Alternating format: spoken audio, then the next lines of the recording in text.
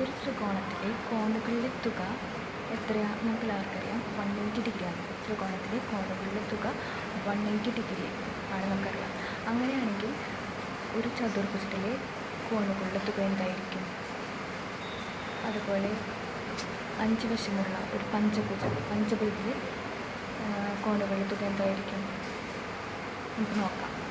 അപ്പോൾ ഒരു ത്രികോണങ്ങളുടെ തുക 180 ഡിഗ്രിയാണ് നമുക്കറിയാം. അപ്പോൾ ഒരു ചതുർഭുജത്തിൽ നമുക്ക് എത്ര ത്രികോണങ്ങൾ ഉണ്ടാക്കാം?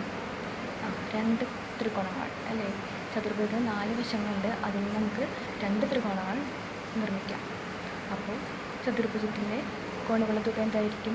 2 ത്രികോണങ്ങളായതുകൊണ്ട് 2 × 180. 2 × 180. അതുപോലെ പഞ്ചഭുജത്തിന് നമുക്ക് എത്ര വശങ്ങളുണ്ട്? 5 വശങ്ങളുണ്ട്. അപ്പോൾ അങ്ങനെ നമുക്ക് എത്ര ത്രികോണങ്ങൾ പഞ്ചഭുജത്തിലുണ്ടാകും? 3 വശങ്ങൾ. അപ്പോൾ തുക വരുമ്പോൾ കോണുകളുടെ തുക വരുമ്പോൾ 3 × 180. ഒരു ത്രികോണത്തിന് 180. അങ്ങനെയാണെങ്കിൽ 3 ത്രികോണങ്ങളാകുമ്പോൾ 180. 3 × 180. ഓക്കെ. അപ്പോൾ എത്ര ത്രികോണമുണ്ടോ അതിനെ 180 കൊണ്ട് ഗുണിക്കാം. അപ്പോൾ നമുക്ക് കോണുകളുടെ തുക കിട്ടും. നമുക്കത് നോക്കാം. ഓക്കെ.